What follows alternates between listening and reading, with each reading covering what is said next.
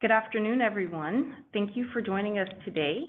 This series was made possible in part through the generosity of Merck, and we thank them for their support. My name is Melanie Paris, and I'm the Senior Director of Health Initiatives and Education here at the American Kidney Fund.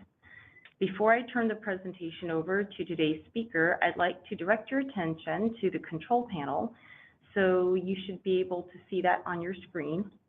All participants are on mute, so we won't hear you, but we welcome your questions.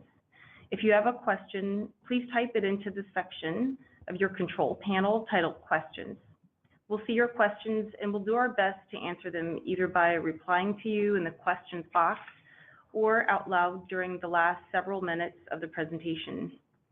This webinar is being recorded and will be made available for viewing on our website, kidneyfund.org/webinar, within the next 1 to 2 weeks.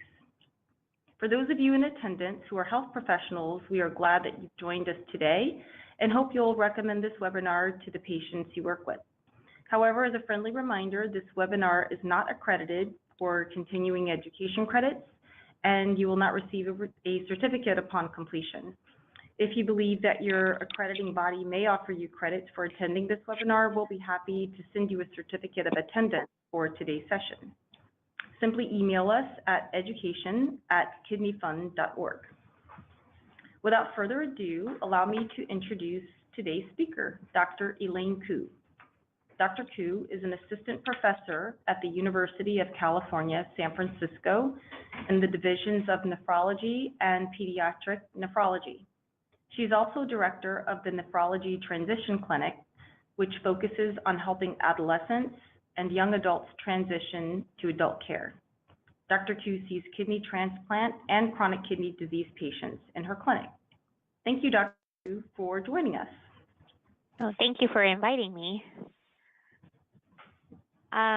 So I will briefly review the objectives of this webinar. First, I'll go over the relationship between hepatitis C and kidney disease as a general overview and the types of kidney conditions that you might see in patients who are infected with hepatitis C. Next, I'll review the treatment options for hepatitis C in patients who are on dialysis and those who are not yet on dialysis but have chronic kidney disease. I'll then briefly review some of the newer medications that have been recently on the market that now cures hepatitis C, and discuss some of the expanded options for patients who are waiting for a kidney transplant if they also happen to be infected with hepatitis C. Next slide. So hepatitis C, as you well may know, is a virus. It is an infection that is acquired, and there are multiple different strains of the virus. And which strain a patient has depends in part on what is the type of hepatitis C that is most common in certain geographic areas. When a patient is infected with hepatitis C, for the most part, patients have very mild to no symptoms, and an infection can stay in the body of many patients who are affected, and patients may not know that they've actually been infected with hepatitis C. A few select patients do experience some symptoms, including occasionally fever or yellowing of the skin, but for the most part, patients who are infected have relatively mild to no symptoms. Oftentimes, hepatitis C infections are discovered when a provider notes that a patient has liver disease or kidney disease, and occasionally hepatitis C is associated with conditions that affect multiple organs outside of the kidney and the liver. So in terms of transmission of hepatitis C, the most common route of transmission is really exposure to body fluids or blood transfusions. In more rarer cases, sexual intercourse can lead to transmission of hepatitis C, but this is pretty rare and happens more commonly in patients who are co-infected with HIV. Sharing of needles and again exposure to body fluids can lead to transmission of hepatitis C. In terms of screening for hepatitis C, there are blood tests that providers can perform in order to detect whether a patient has been infected. One test that can be used is a hepatitis C antibody test. And another one is testing for the actual virus RNA, and that test tells you how much of the virus is actually circulating in the bloodstream and is termed a viral load.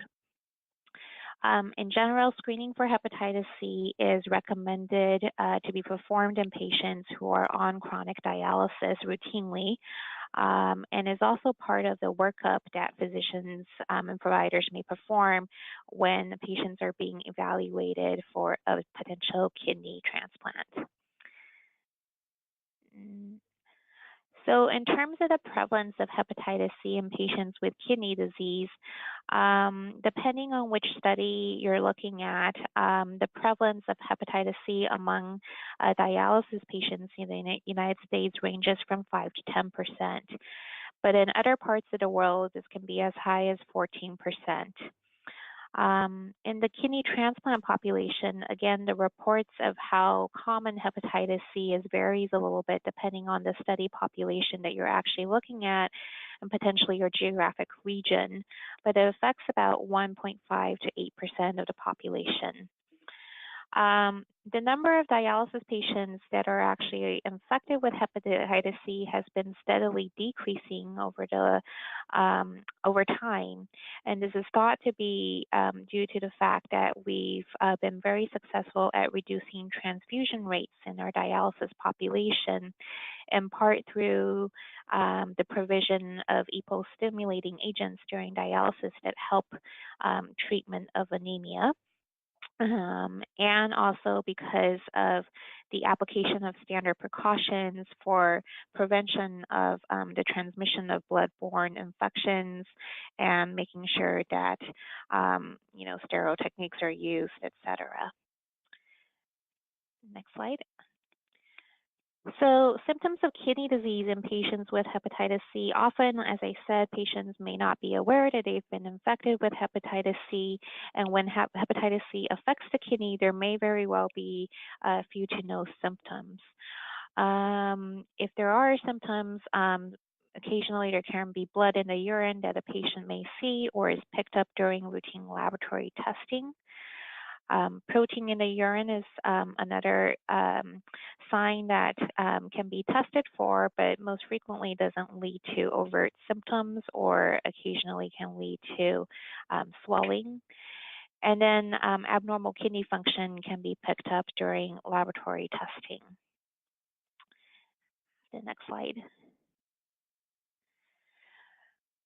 So the types of kidney disease that can be associated with hepatitis C infections vary.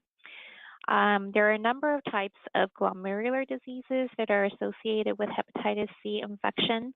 So the glomerulus is a part of the filtering units of the kidney that is often affected by hepatitis C infections. And so there are a number of conditions that have been found to be associated with hepatitis C infection that affect these glomeruli.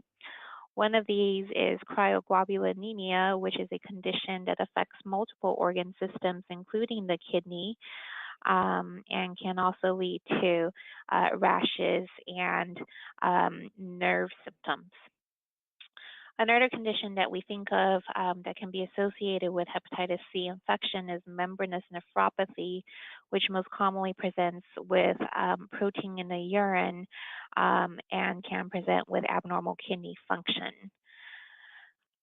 Immune complex glomerulonephritis is just a complex way of saying that the hepatitis C infection can activate the immune system and lead to deposits in the kidney and the glomeruli specifically, these filtering units, and lead to kidney disease that way. And then it's a little bit controversial, but hepatitis B more commonly leads to a condition called polyarteritis nodosa, which is a multi-organ condition. But some people think that hepatitis C can also lead to this, although that's a little bit more controversial. And polyarteritis nodosa, again, has multiple manifestations beyond just affecting the kidney. It can also affect other organ systems, including the skin. Next slide. So in terms of why hepatitis C infections lead to kidney disease, it is thought that hepatitis C, the virus actually triggers the immune system to become more active.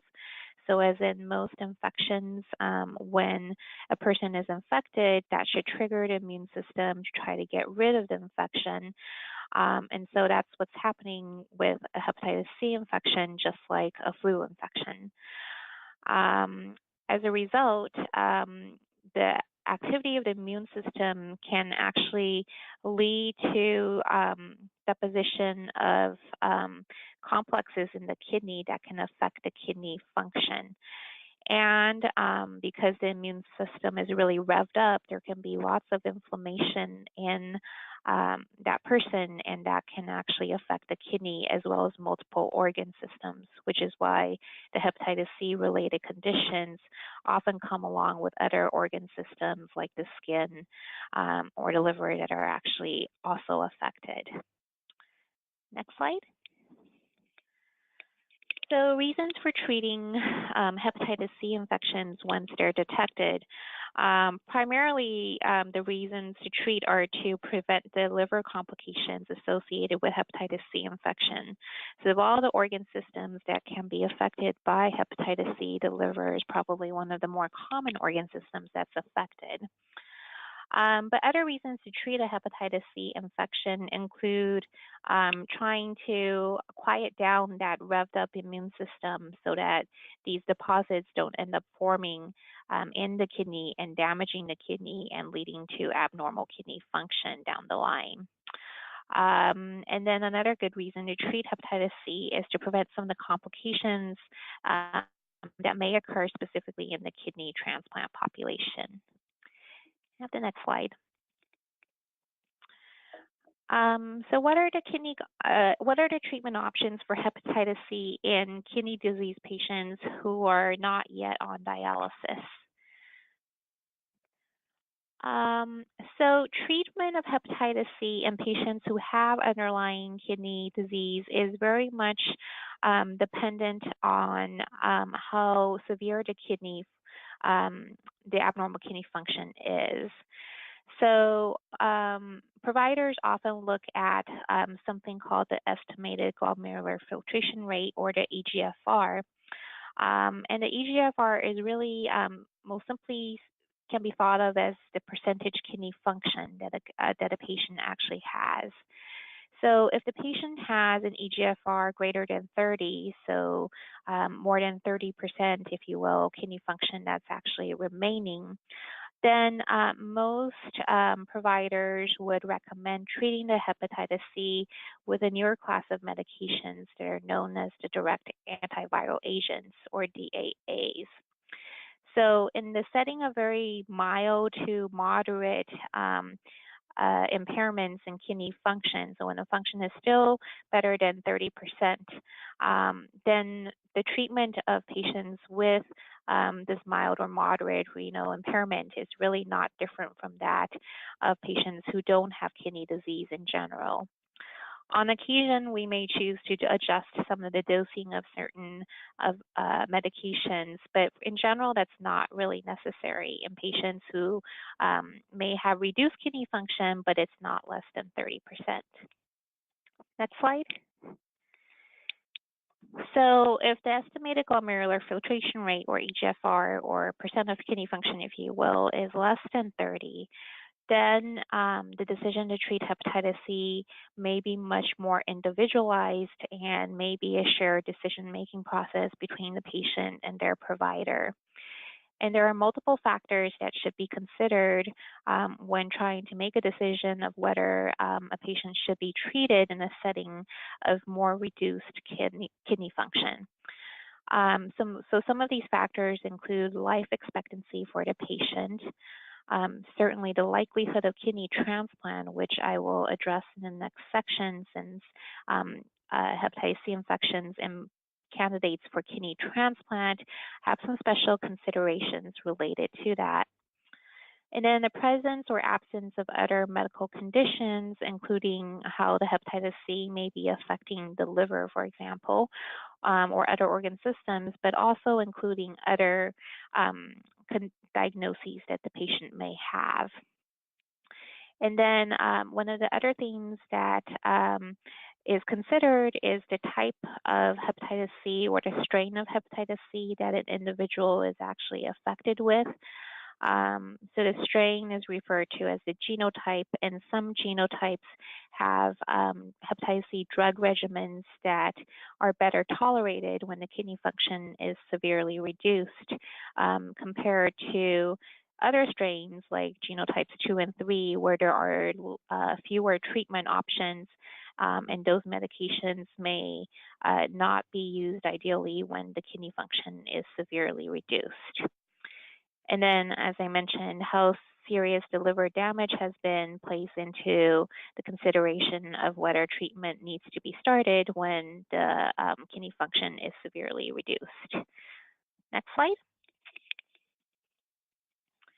So what were the older treatment regimens before the introduction of all these newer direct antiviral agents, which have really changed our approach to hepatitis C? The prior treatment regimens were primarily based on a medication called interferon and may be used in conjunction with another medication known as ribavirin.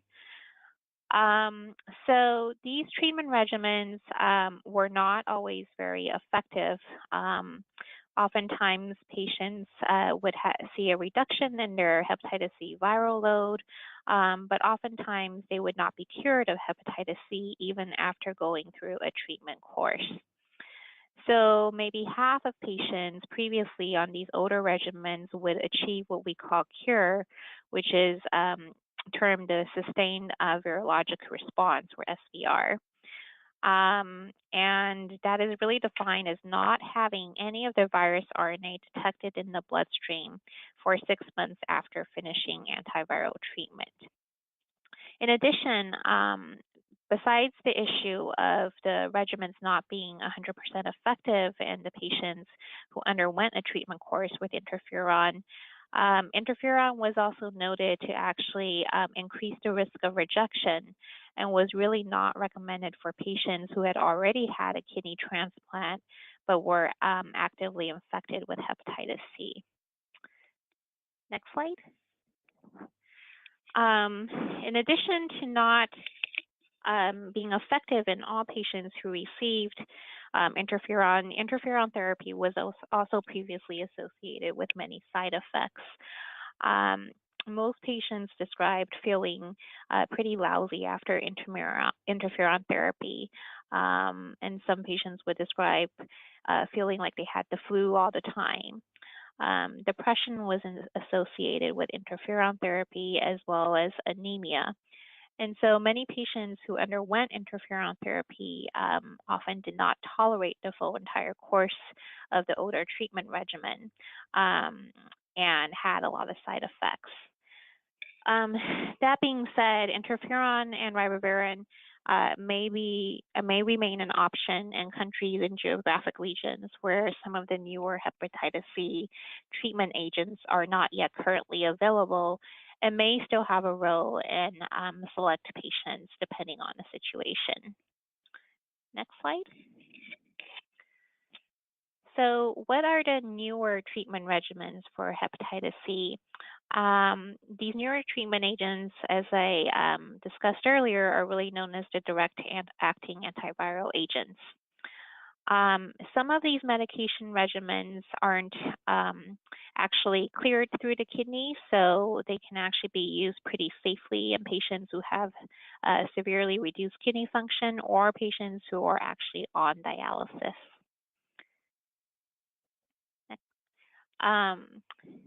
The most exciting thing about the newer treatment regimens is really the high rates of cure that these treatment regimens provide. More than 90% of patients who undergo a course of these newer treatment regimens are actually cured of their hepatitis C infections. For patients who have kidney disease related to their hepatitis C in the form of glomerulonephritis, which we had discussed earlier, um, besides treating the hepatitis C, which should be done if the glomerular disease is not severe, um, because that will often actually improve what's going on in the glomerulus and cure the kidney disease.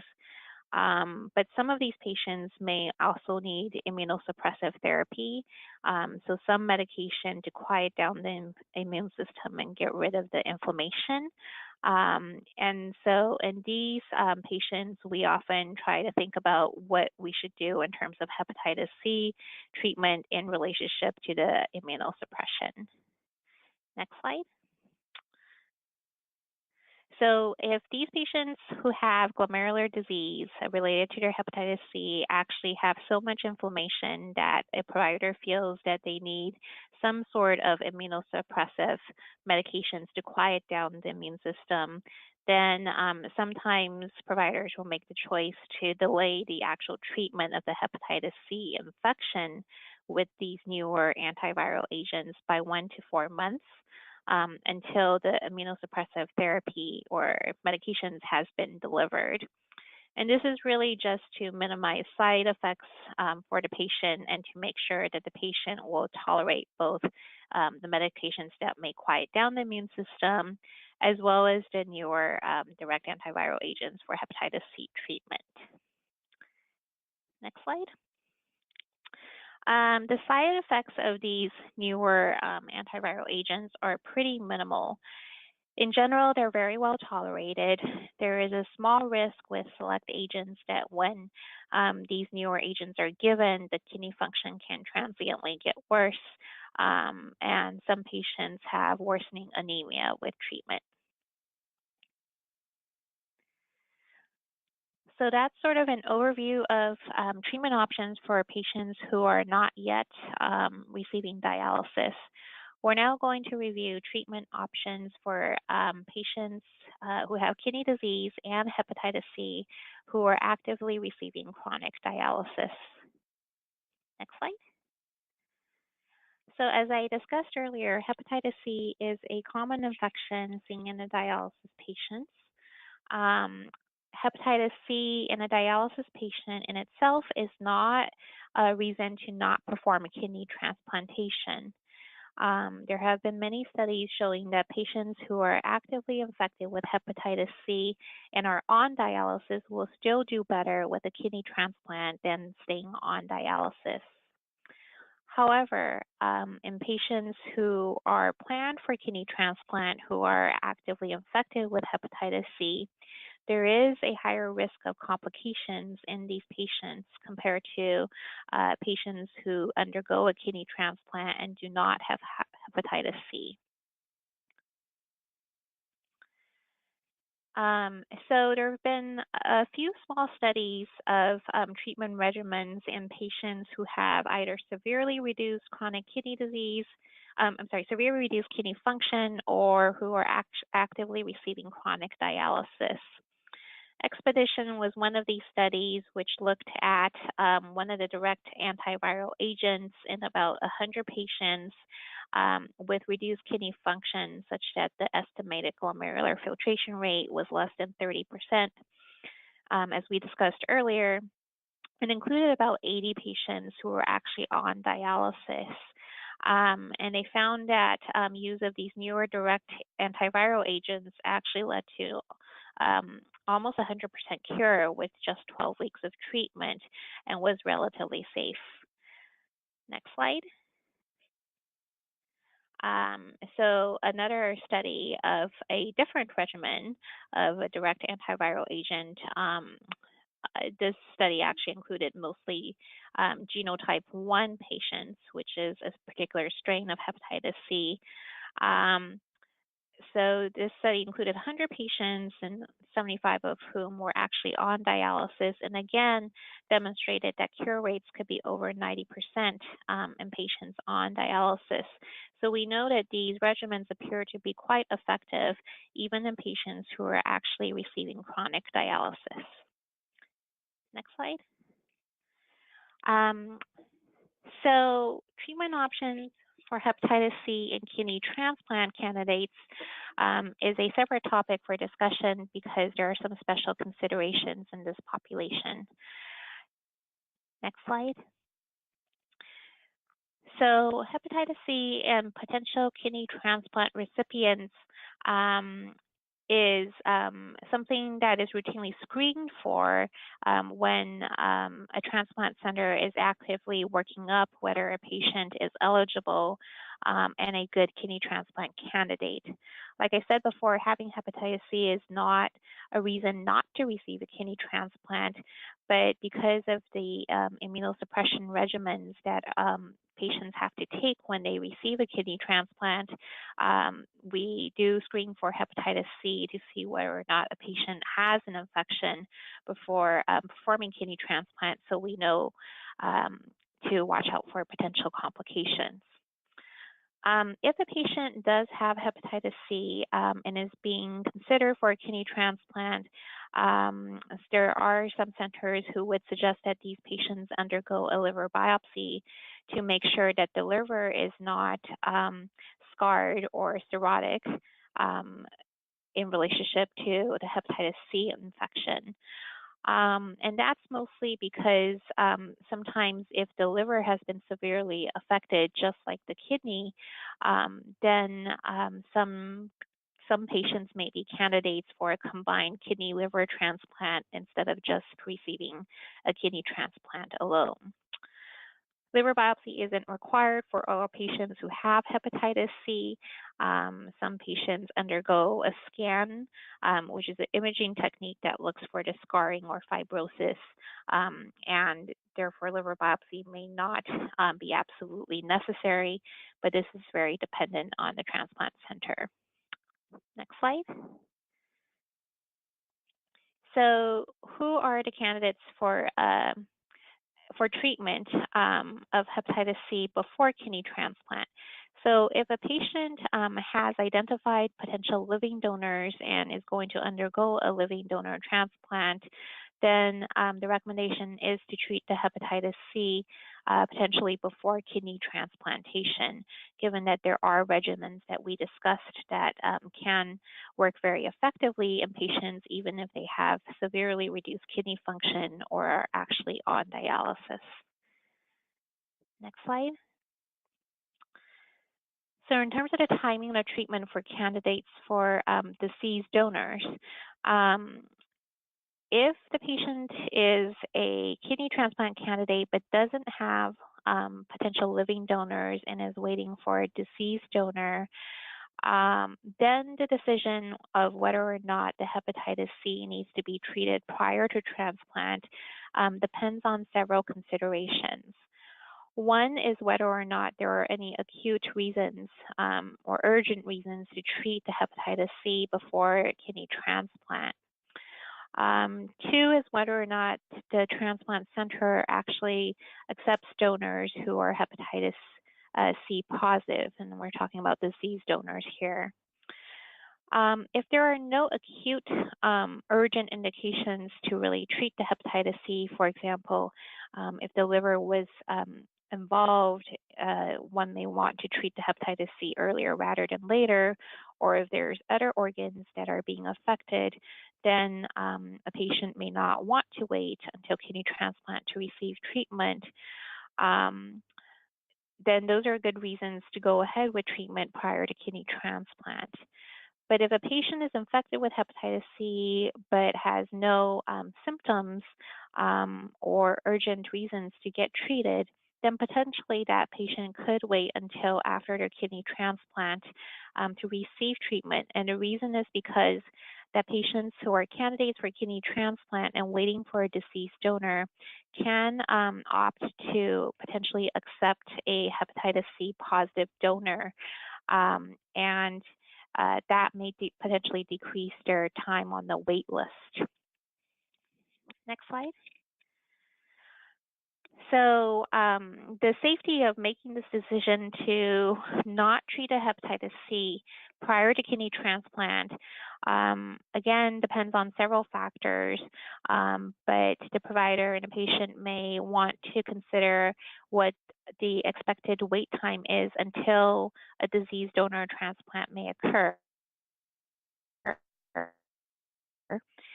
Consider the degree of liver disease and liver involvement, and as I discussed earlier, the presence of other organ involvement outside the liver and how urgent that hepatitis C treatment may be needed to help those other organs. And then, as in patients with severely reduced kidney function, the decision for treatment prior to kidney transplant depends also partially on the strain of hepatitis C that the patient is being affected with. Next slide. So in terms of treatment in our transplant candidates in the U.S., the wait time for a deceased donor could be less than a year if a patient who is a candidate for transplant is willing to accept a hepatitis C positive donor. But the wait time could be 5 years or more for a hepatitis C negative organ. So that's why some patients who are waiting for a deceased donor transplant may opt to wait to have their hepatitis C treated, because if they're already hepatitis C positive as the recipient, then they could potentially accept an organ from someone who's also infected with hepatitis C. Whereas if a patient is not infected with hepatitis C, they would probably not want to accept a hepatitis C positive organ, because then they would actually be infected with hepatitis C or have the chance of being infected when they receive this diseased donor organ. So even if a recipient is already hepatitis C positive and they're accepting a hepatitis C positive organ and they receive a different strain of the hepatitis C when they accept that organ, both infections can be treated. And so in general, this is an option to consider if a patient is already hepatitis C positive. And again, the wait times vary.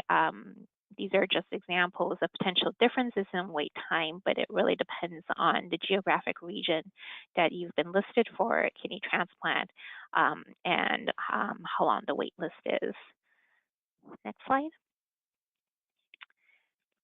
So again, just to review, in a transplant candidate, if there is very advanced or rapidly progressive liver disease, or there are severe symptoms or other organs that have been involved, even if there isn't liver disease, or if you know in your region that your wait time for a deceased donor kidney is going to be a long, long time, those are all good reasons to consider whether or not you should just have your hepatitis C treated before a kidney transplant.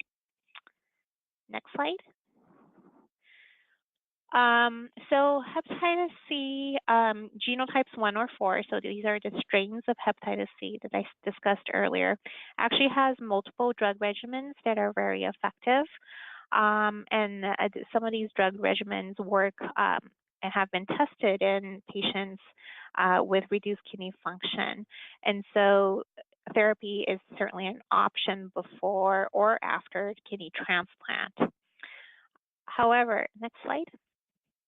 In patients who do not have hepatitis C strains 1 or 4, the treatment regimens are a little bit more limited and have not been are not necessarily as tolerated when the kidney function is actually reduced. So in these types of situations, when a patient actually has a hepatitis C strain that is strain 2 or 3 or 5 or 6, they may want to wait to treat their hepatitis C until after the kidney transplant. And the reason for this is really because after kidney transplant, assumedly the kidney function will be much more improved, and therefore they will be able to take some of the drugs that aren't as well tolerated when patients have reduced kidney function below that 30% threshold. So again, the sofosbuvir-based regimens are used in patients with estimated glomerular filtration rates over 30, And those are the regimens that are more effective for strains 2, 3, 5, and 6. And so if a patient has reduced kidney function or is on dialysis, they may want to wait until after kidney transplant when their function is actually over that 30% threshold, and they would be candidates for this type of therapy. Next slide. So why do we emphasize treatment of hepatitis C in the kidney transplant recipient? Well, we know that having hepatitis C, if you have had a kidney transplant, can lead to complications. Again, the hepatitis C can trigger inflammation in multiple organs, including the liver, so there can be the onset of liver disease in kidney transplant recipients who are infected with hepatitis C. The hepatitis C can actually trigger kidney disease in the new transplanted kidney. So that's a good reason to actually cure the infection and get rid of the hepatitis C. Hepatitis C has also been associated with the development of diabetes after transplant.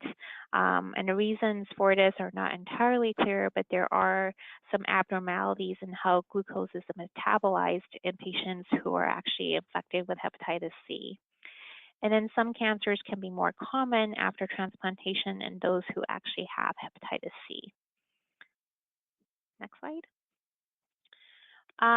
So if you've already received a kidney transplant and you have a hepatitis C infection, then it makes sense that these patients should go ahead and receive the newer antiviral agents for treatment of their hepatitis C, especially when they have really good kidney function after kidney transplant. Usually the treatment is not recommended during the very, very early months after kidney transplant, just because most providers like to wait until everything has stabilized and an immunosuppression regimen has sort of come down to its maintenance phase. No dose adjustment, again, for renal function is required when the estimated glomerular filtration rate or kidney function level is greater than 30 for these direct-acting antiviral agents. Next slide. So there are some things to consider if you have a kidney transplant, you're receiving immunosuppression, and you are going to undergo hepatitis C treatment. There are some drug-drug interactions between these newer direct antiviral agents and cyclosporin, which is one of the immunosuppressant medications that we use in kidney transplant. And then some hepatitis C treatment regimens have worse drug interactions than others, so you certainly want to consult with your kidney transplant specialist and potentially a liver specialist who's treating the hepatitis C to work out a regimen that will have minimal interactions on your immunosuppressive medications. Next slide. So the long-term health consequences of hepatitis C, if it's not treated in kidney transplant, there have been some studies showing that patients who are infected with hepatitis C and have had a kidney transplant have a higher risk of death compared to those who don't have hepatitis C and have had a kidney transplant. There have also been some small studies showing that the risk of rejection is a little bit higher for those who are hepatitis C infected and have had a kidney transplant compared to those who are not. So there are definitely good reasons to treat hepatitis C if one is infected after kidney transplantation. Next slide. Oh, I think that's the end of my slides. I'm happy to answer any questions. Thank you again, Dr. Koo, for joining us and leading such an excellent webinar. At this time, I'll ask you a few questions we've received over the course of the webinar. So the first question I have for you from our audience is, do hospitals test donated blood for Hep C virus before transfusion to patients? Yes. So hospitals and all blood banks screen for hepatitis C prior to transfusions. A lot of the transfusion-related cases were before the 1990s when we didn't know as much about hepatitis C and its infections. But nowadays, these transfusions, these blood that are being stored are being tested for hepatitis C, and the risk of transmission is pretty low. Thank you. You also said that accepting a Hep C positive organ can reduce someone's time on the wait list. Does this mean the individual will then become Hep C positive if they did not have it before? Yeah, so the only candidates for kidney transplant that we would offer the option of considering a donor who's Hep C positive is those recipients who are already Hep C positive. So yes, if you didn't have hepatitis C, you would not really be offered the option of a hepatitis C positive organ, because we certainly wouldn't want to transmit the hepatitis C to someone who's not hepatitis C positive already. Thank you. So as a dialysis patient, how often should someone get tested for Hep C? Yeah, that depends on the risk factors for hepatitis C and also how prevalent it is where in your region. But in general, dialysis patients probably are screened for hepatitis C anyway on a yearly basis, and it definitely doesn't need to be more frequently than that unless there's been known exposures or risk factors. So you mentioned, there are a couple of different groups that, are maybe, I guess, high risk. So on one slide, you said Hep C is common in the dialysis patient population. And then, there have also been TV commercials encouraging baby boomers, those born between 1945 and 1965, to get tested for Hep C. Why these groups of people? Yeah, so hepatitis C is more common in dialysis populations, as I discussed, because prior to the development of drugs that really help prevent anemia in patients who are receiving dialysis, patients were receiving a lot of blood transfusions. And so we didn't really know about hepatitis C infections until I think the mid-90s. And so, these dialysis patients were probably exposed to hepatitis C when in the prior sort of years when they were on dialysis and we didn't know any better. But nowadays, I think the prevalence of hepatitis C is definitely going down in the dialysis population. And that's probably due to our knowledge about hepatitis C and our screening of blood that's stored in blood banks, and so I think that the prevalence we will see will go down. But those people who were exposed before, certainly have a higher risk of having hepatitis C as dialysis patients. So what percentage of dialysis patients have Hep C? So again, it's not, it depends on which study you're looking at. It's estimated to be between 5 to 10% of the dialysis population. So can you talk more about the symptoms of Hep C? What kind of physical changes would a person with Hep C feel or see? I've heard people with liver problems, the whites of their eyes may turn yellow. Yeah, so the symptoms of hepatitis C can range from none to, in general, feeling fatigued. Sometimes the urine can turn a dark color, and yes, the whites of the eye can turn yellow. We call that jaundice. And sometimes the skin can turn yellow as well. But having these overt symptoms of hepatitis C is not that common.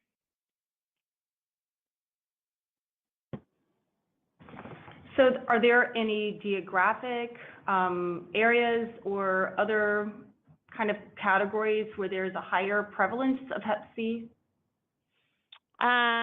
So in terms of geographic areas, certainly there are parts of the world where hepatitis C is much more prevalent, and especially in areas where screening is not that common, and an individual may actually not be aware that they're infected with hepatitis C. And So the variations in terms of its prevalence would definitely vary.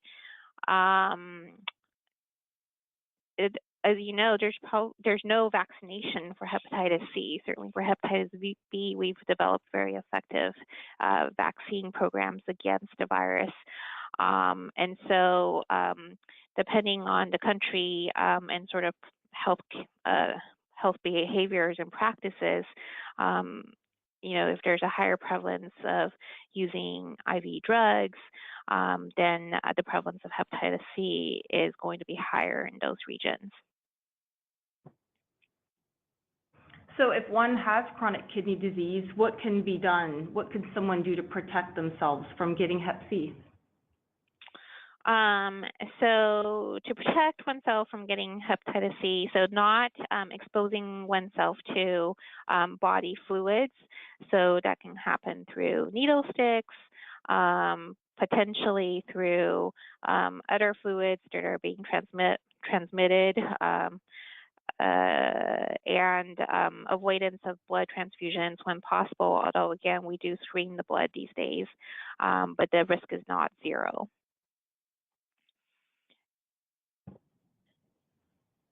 So let's say a child, someone 12 years old, is on dialysis. What is his or her risk of hep C? I don't know what the exact risk of hepatitis C is for a child on dialysis. Again, unless there were specific routes or risk factors for exposure, the likelihood that the child would have hepatitis C is low. Especially because now universal precautions are being used in dialysis units to make sure that there's no, cross-contamination of body fluids or blood or medication bottles and syringes, etc. But I don't know what the actual prevalence would be in, say, a 12-year-old on dialysis.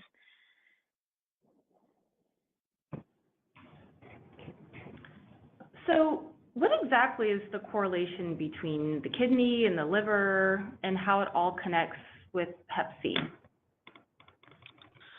So the hepatitis C virus triggers a lot of activity in the immune system. So the correlation between the liver and the kidney is that they are all organs that can become very inflamed as a result of a very active immune system that's being stimulated by the hepatitis C infection. And chronic inflammation over time can lead to scarring of these organs, which is how one develops liver disease and kidney disease associated with the hepatitis C. So is there a difference in terms of risk for hep C for kidney patients using hemodialysis compared to peritoneal dialysis? That's a really good question. I don't know off the top of my head what the difference actually is. It's likely to be more common in hemodialysis patients, but again, most of the reasons that hepatitis C is more common in dialysis patients really dates back to when patients were getting a lot more blood transfusions. And that's a little bit more common in hemodialysis patients than peritoneal dialysis patients. But I don't know what the actual difference is.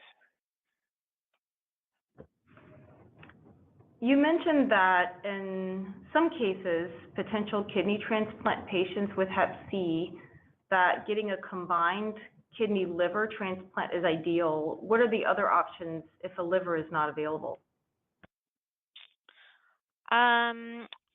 So if the liver disease is severe, then a patient would be potentially considered for a combined liver kidney transplant. If a liver is not immediately available, it's conceivably possible to receive a kidney first followed by a liver. But in these situations, most of the time, we would prefer to have a single donor for both organs as opposed to doing two separate transplant processes. In patients who have very severe liver disease and are not necessarily candidates for a combined liver kidney transplant, then kidney transplant sometimes is not an option if the liver disease is so severe that that would decrease the life expectancy of a patient. So one question is about any potential interactions from drugs. So people who have kidney disease, receiving Hep C drugs for the treatment, or any other considerations in terms of drug interactions that you can speak to. Yeah, so the drug interactions are variable. There are a number of newer agents and combinations of agents that are used to treat the different strains of hepatitis C. So it really actually depends on which regimen you're looking at in terms of the risk of drug-drug interactions. And that varies depending on patient by patient, so it's hard to say. Most of the drug interactions are between cyclosporin and occasionally tacrolimus if you're a kidney transplant patient, and the hepatitis C drug, and that would be a discussion to really have with the hepatologist as well as the transplant nephrologist, because it also depends on which specific immunosuppression regimen you're receiving for your kidney transplant. Thank you. Because that kind of leads to another one about, often people with kidney disease have comorbidities such as diabetes or hypertension. Are there any other associated risk factors with those conditions? I'm sorry, risk factors for hepatitis C and in diabetes, is that the question? Well, in terms of any drug interaction. Oh, in terms of any drug interactions, I see. Yeah, potentially there could be other drug interactions with drugs outside of immunosuppression, and that would always be good to check with your physician. Sometimes the cholesterol medications can have interactions, but again, it's very dependent on which of the other class of drugs you're on and which of the direct antiviral agent drug regimen you're receiving. And there's probably, 10 different sort of regimens now, and it's constantly changing. But yes, that's a potential, although, from a transplant standpoint, the most severe ones are interactions with immunosuppression that would potentially lead to the risk of rejection. Thank you. So one final question that we have from our audience is, as a hemodialysis patient, are there things to look out for in a dialysis center just to make sure of safety and that those precautions are being followed by the center? So standard precautions include, good disinfection of machines after their use and not use of needles that have already been used, good hand washing and hygiene. So those are pretty universal precautions that most dialysis centers know to take now. And when patients are infected with hepatitis, usually the dialysis center would be aware because of routine screening and will take special precautions to make sure that all standard standard infection control practices are being followed. Thank you, Dr. Koo. We really appreciate all of your insight and the questions that you've answered. This was a fantastic webinar, so thank you very much. Oh, thank you. So our next webinar will be held Thursday, October 26th from 2 to 3 p.m. Eastern Time. Rory Pace, the Director of Nutrition for Satellite Healthcare, will join us to discuss how to enjoy the holidays with kidney-friendly foods. So I think that's great. Registration is now available, so go ahead and visit kidneyfund.org/webinars for more information and to register. When the webinar closes, please do not close your browser window. You may see a pop-up saying that the webinar has ended. But close that pop-up and proceed to the webinar evaluation survey. Your honest feedback will help us to make our webinar program the best that it can be, and we really appreciate your feedback on that. So thank you very much.